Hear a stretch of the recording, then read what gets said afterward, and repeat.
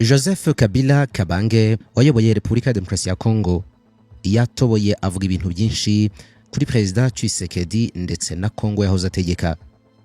Yashinje Tshisekedi wamusimbuye kuba umunyagitugu, ko akomeje gutuma igihugu cyisanga mu manga kandi ko gishobora korama. Mu gitekerezo yatanze mu kinyamakuru Sunday Times cyo muri Afurika y'Epfo, Kabila yavuze ku buryo bwo gukemura ikibazo cy'amakimbirane mu burasirazuba bwa Kongo. Avuga yuko umutwe wa M23, avuga no ku ngabo za Afurika y'Epfo zoherejwe mu burasirazuba bwa Kongo, avuga yewe no ku bindi bibazo bigiye bitandukanye muri iki gihugu.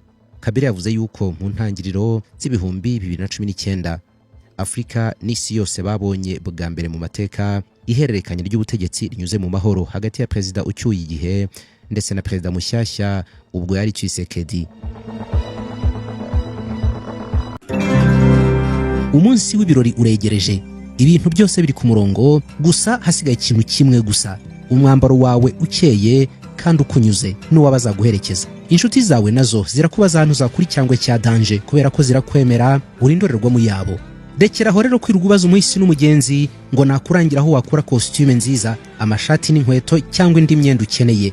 Dore urutoki rwanjye ndagutungira Golden Fashion, niwe mufatanyabikorwa wawe mu kwambara neza, yaba imyenda n'inkweto by'ibirori, ibyo kwambara mu kazi, ibyo muri weekend, yewe na bamwe bakenera imyenda n'inkweto byo kujya kuri terre mu kazi.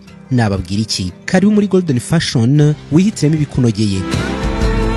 Dukorera mu nyubako ya Tedemiri mu ruhande rwo hepfo imbere yo kwandamage. Urabona icyapa cyacu kinini cya Golden Fashion, cyangwa uduhamagare kuri 0788 35 91 85 cyangwa kuri 0788 2253. Karibu muri Golden Fashion.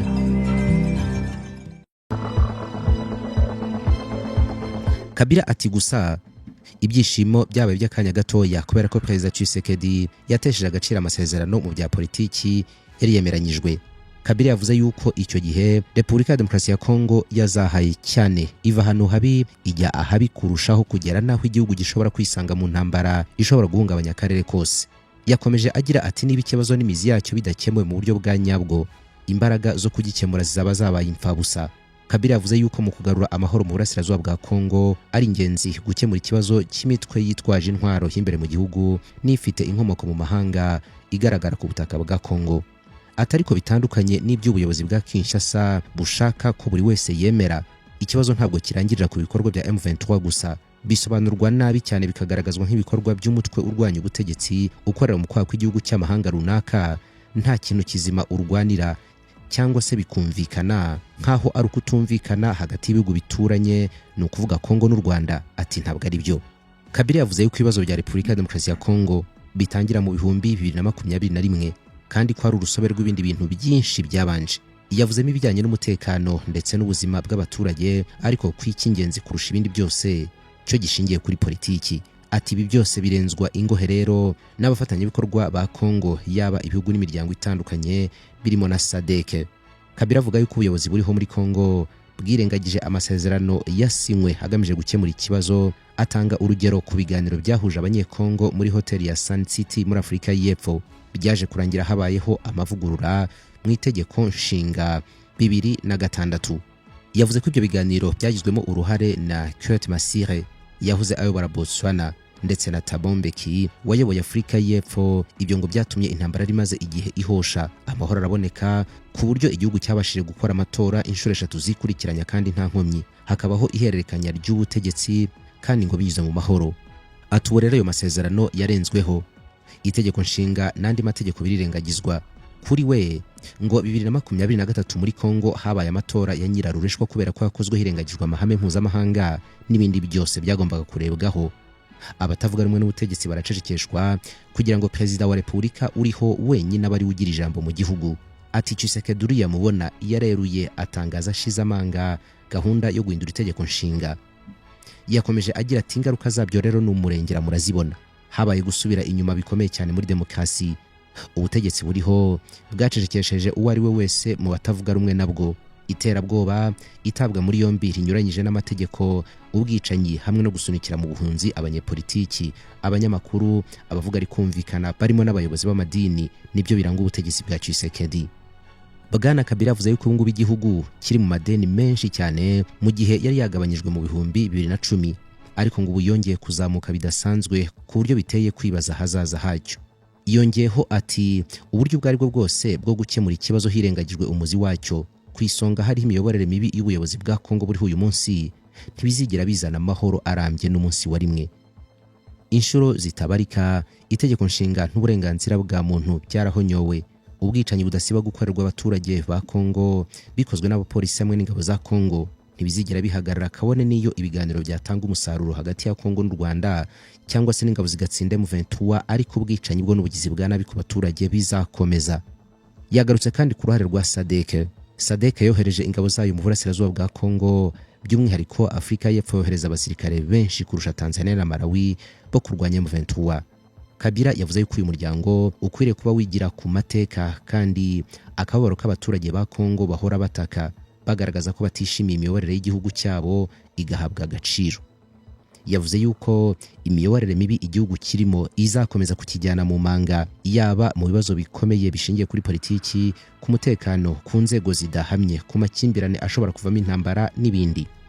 Kuri we rero asanga kohereza ingabo n'ibikoresho bya gisirikare muri Kongo bidateze gukemura ikibazo cy'umutekano ubwabyo, ahubwo yuko ari ugutakaza imbaraga n'ubushobozi mu gushyigikira ubuyobozi bw'igitugu aho gufasha leta ya Kongo kugana kuri demokarasi, amahoro n'ituze. Kongo yagirira umumaro ibihugu byo muri Afurika y'Amajyepfo n'umugabane wa Afurika muri rusange, ariko nibitagenda gutyo izaguma kuba umutwaro. Ati nimurebe neza, isi iri kureba uko Afurika y'Epfo yitwara mu gihe izwi ku bumuntu n'indangagaciro, igakomeza kohereza ingabo muri Kongo mu gufasha ubutegetsi bw'igitugu, ikabangamira indoto z'abaturage ba Kongo. Isi irabireba. Kabila atambukije iki gitekerezo nyuma y'iminsi mike abantu bo hafi ye mu ishyaka rye rya PPRD, Parti du Peuple pour la Reconstruction de la Démocratie, batangaje yuko hari umugambi wo gukora ibishoboka byose kugira ngo bagere ku butegetsi babusubirane. Mu minsi mike ishize Kabila yahuriye i Nairobi muri Kenya n'abantu bamwe bo hafi ye batangira kwiga kuri uwo mushinga w'uburyo basubira ku butegetsi. Ni mu gihe ubutegetsi bwa Tshisekedi bumushinja gukorana na M23 muri uru rwego rwo kurengera ubutegetsi bwo no gushakisha ukuntu yarwanya uruhande rwa Kabila. Bwana Tshisekedi yatangiye kureba ukuntu yakorana na Leta Zunze Ubumwe za Amerika n'ibindi bihugu bitandukanye byo mu Burayi ku bijyanye n'ubucuruzi bw'amabuye y'agaciro y'igihugu cye kugira ngo nabyo bimufashe guhangana na M23. Amakuru y'imikoranire ya Perezida Tshisekedi na Amerika yagarutsweho n'ikinyamakuru cya The New York Times. Iki kinyamakuru cyatangaje yuko Tshisekedi ubu ngubu yabuze acira n'ayamira kubera ko ingabo ze zakomeje gutakaza ku bwinshi ibice zagenzuraga. Kubera iyo mpamvu rero no kugira ngo arebe ko yatsinda urugamba, ngo yemeye guha Abanyamerika n'Abanyaburayi amabuye y'agaciro y'igihugu cye kugira ngo arebe yuko bamufasha guhangana na M23. Binyuze muri uyu mugambi rero, Tshisekedi ngo yifuza yuko ibi bihugu byo mu Burayi ndetse na Amerika birushaho gushyira igitutu ku Rwanda ashinja gufasha M23. Ashimangira yuko guha amabuye y'agaciro ibi bihugu bishobora gutuma iki gitutu kiyongera ndetse igihugu cye kikaba cyabona amahoro. Tshisekedi yemeye gutanga aya mabuye y'agaciro mu gihe urwego rw'ubucuruzi mu gihugu cye rwari rumaze igihe kinini cyane rugaragaramo umubare munini w'ibigo by'Abashinwa rubyaza umusaruro aya mabuye kurusha Abanyamerika n'Abanyaburayi. Aya makuru agiye hanze mu gihe ibihugu nk'Ububirigi biza ku isonga mu gusahura umutungo wa Kongo. Ubudage hamwe na Leta Zunze Ubumwe za Amerika byatangiye gushyira igitutu ku Rwanda ndetse birukangisha ibikangisho by'ibihano. Ku ikubitiro mwarabibonye ko Amerika yafatiye ibihano General Tad James Kabarebe usanzwe ari umunyamabanga wa leta ushinzwe ubutwererane bw'akarere muri Minisiteri y'Ububanyi n'Amahanga, yamushinjaga kuba umuhuza w'u Rwanda na M23. Repubulika ya Demokarasi ya Kongo ni kimwe mu bihugu biri ku isi bifite umutungo kamere mwinshi cyane hujyanye n'amabuye y'agaciro. Iki gihugu gifite zahabu, gifite diama, gifite cobalt, gifite copper, gifite nickel, gifite uranium, gifite coltan, gifite lithium n'andi menshi. Leta ya Kongo kandi ifite umutungo kamere utarakorwaho, bikavugwa yuko waba ubarirwa muri miliyari 24 by'amadolari.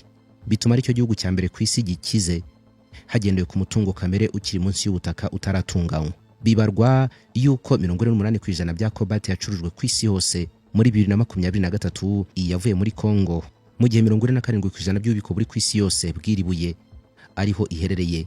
Imibare yavuba ahangaha yerekana yuko 60% bya cobalt iri mu isi ari y'Abanyekongo, ni ukuvuga toni miliyoni 36,000. Tshisekedi rero ashobora kuba yarebye umutungo afite nuko afata icyemezo ati nibura umuntu yawuha abantu bamurwanira. afashe icyemezo mu gihe n'ubundi amabuye y'agaciro ya Kongo yarasanzwe afitweho ijambo n'amahanga, nyamara umubare munini cyane w'abaturage b'abanyekongo bo babayeho mu bukene. Gusa Ubushinwa butivanga mu ntambara cyane muri iki gihugu bwabyungukiyemo biratinda. Urugero, mu masezerano afite agaciro ka miliyari 300 z'amadolari igihugu cya Kongo cyasinye n'isosiyete zitandukanye zo mu mahanga gucukura cobalt, amafaranga agarukira Kongo muri miliyari 300 z'amadolari, Kongo ibona 3% gusa. Andi mafaranga ajya mu mifuko y'abanyamahanga batifuriza ineza Kongo, kandi byose bigenda mu buryo bwa ruswa. Bibarwa kandi yuko 40% bya diyamicuruzwa mu bice bya Kasai no muri Kivu zombi n'utundi duce nka Maniema hamwe na Katanga ijyanwa mu mahanga mu buryo butemewe n'amategeko. Ni nako bigenda ku yandi mabuye y'agaciro. Ni kenshi Tshisekedi yumvikanye avuga ko intambara hanganyemo na M23 iterwa n'u Rwanda rushaka gusahura igihugu cye. Gusa ubuyobozi bwa Alliance Fleuve Congo na M23 bwanyomoje aya makuru. Bwana Kanyuka ukuri ibikorwa by'itumatumanaho n'itangazamakuru muri uyu mutwe yatangaje yuko batarwanira amabuye y'agaciro kubera ko mu bice bitandukanye bafashe harimo ibitarimo aya mabuye. Ati ubu ngubu ugiye Bunagana na Rushuru nta mabuye y'agaciro wahasanga, kandi hari intambara yacu ni uguharanira kubaho. Kinshasa iraduheza ikatwita abanyamahanga, ariko twebwe ntabwo turi abanyamahanga, turi abanyekongo, turi iwacu hano. Tugomba kubaho, nicyo cya mbere. Icyo duharanira ntabwo ari amabuye y'agaciro, ni ukubaho.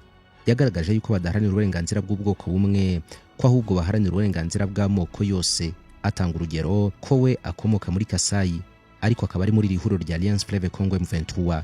Ati rero turwanira amoko yose, twebwe ntabwo turi abahezanguni bashingiye ku moko nka Tshisekedi ufata abantu bamwe akabaheza akabashyira ku ruhande agashyiraho politiki y'ikimenyane.